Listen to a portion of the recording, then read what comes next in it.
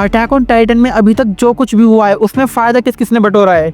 हम जब भी अटैक ऑन टाइटन देखते हैं हमें नजर आते हैं विक्टिम, कोई मर रहा है, कोई रो रहा है, कुछ टूट रहा है, लेकिन हिस्ट्री सवाल पूछती है कि फायदा किसका हुआ, क्योंकि वॉर में दर्द तो सबको दिखता है लेकिन वॉर के बाद पावर किसके हाथ में गई ये कोई नहीं देखता। सो चलो मैं तुम्हें दिखाता हूँ वो भी स्टार्टिंग से। सबसे पहले गिरी हमारी वॉल मारिया, जिसमें हजारों लोग मरे, काफी सारे लोग बेघर हो गए और पैराडाइज को एक बहुत बड़ा झटका लगा। मतलब ऊपर से सब कुछ खराब हो गया, सब कुछ बर्बाद हो गया, लेकिन इस बर्बादी में भी किसी ने तो फायदा जरूर उठाया है। इस बर्बादी के बाद मिलिट्री अथॉरिटी काफी स्ट्रॉन्ग हो गई और इमरजेंसी सर्विसेज को पावर मिली और वहाँ की पॉपुलेशन उस अटैक में काफी कम हो गई, जिससे फायदा ये हुआ कि क्वेश्चन करने वाले अब ऑलमोस्ट खत्म हो गए थे और लोगों ने अपने औकात में रहकर ऑर्डर को फॉलो करना शुरू कर दिया था और स्ट्रेटजी ने कंट्रोल को लेजिट बना दिया।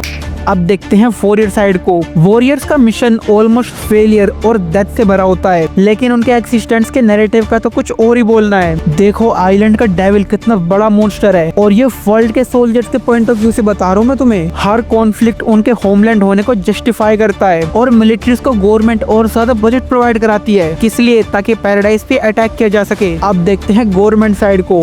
ओल्ड रेजिमेंट गिरता है, सच सामने आता है, लोग सोचते हैं कि चलो आखिरकार हमें जस्टिस मिला, लेकिन उन्हें असल में मिलता क्या है, सरप्राइज। क्योंकि जब पुराने लीडर्स जाएंगे तभी तो नए वाले पावर्स में आएंगे। सिस्टम चेंज होता है लेकिन अथॉरिटी वो रीडिजाइन होती है और स्ट्रेटजी वैक्यूम क्रिएट करती है और उस वैक्यूम को कोई ना कोई फिल जरूर करता है। अब सबसे बड़ा लेवल रम्बलिंग ह्यूमैनिटी को अनइमेजिनेबल लॉस कराती है। सिटीज खत्म, सिविलियंस खत्म, लाखों करोड़ों लोग मारे गए और एंड में वर्ल्ड का क्या बचा, हम सही थे और जो लोग इस भसड़ में बचते हैं उन्हें मिलता है परमानेंट ट्रॉमा और फ्यूचर पॉलिटिक्स को मिलता है यूनाइटेड वेपन। अब देखते हैं सबसे डेंजरस साइड पैराडाइज की।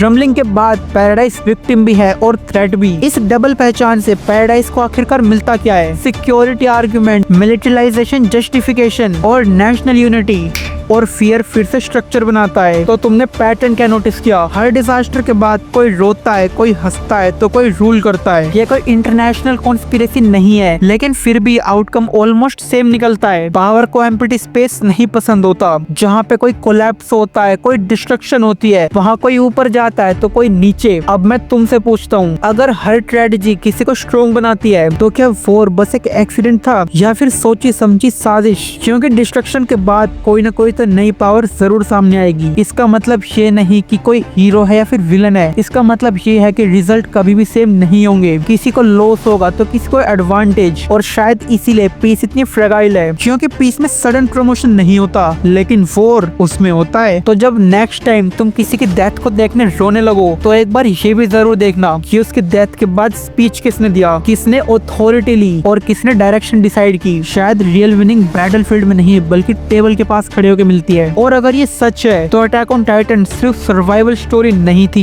ये पावर रीडिस्ट्रीब्यूशन की स्टोरी थी। और तुम लोग मुझे बताओ तुम्हारे पास कौन सी पावर है।